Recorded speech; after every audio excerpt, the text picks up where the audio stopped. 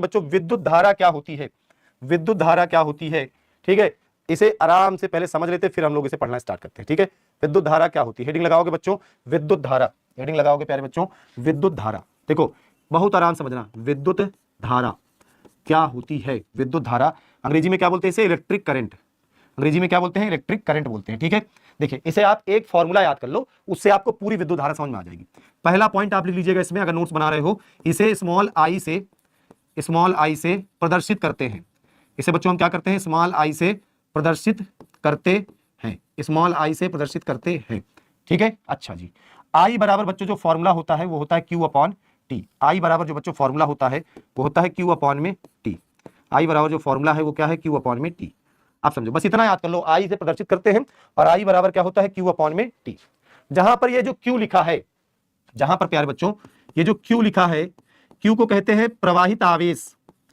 Q को क्या कहते हैं बच्चों, प्रवाहित आवेश कहते हैं। ठीक है, मेरी राइटिंग आप सबको समझ में आ रही ना, प्रवाहित आवेश। और टी माने होता है समय, टी माने होता है समय।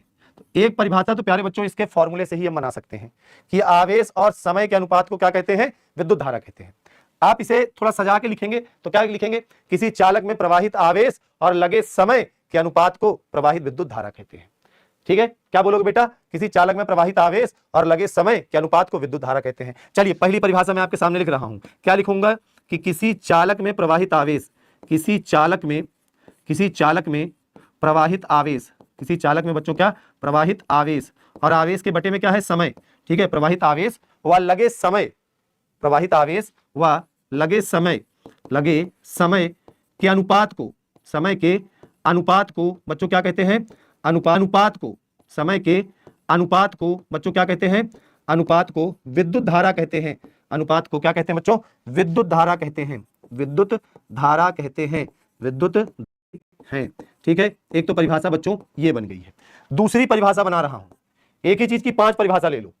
फिजिक्स नहीं है, हलवा है बेटा, जो बच्चा हमसे पढ़ लेगा उसका जलवा है। ठीक है, अच्छा अब बच्चों एक ध्यान समझो, क्यू अपॉन में टी है। बच्चों जब हम लोग टी से भाग दे देते हैं, किसी भी चीज में हम लोग टी से भाग दे देते हैं, समय से भाग दे देते हैं, तो क्या होता है, किसी भी चीज में बच्चों जब हम समय से भाग दे देते हैं तो क्या होता है, तो बच्चों वो उसकी दर बन जाती है। जैसे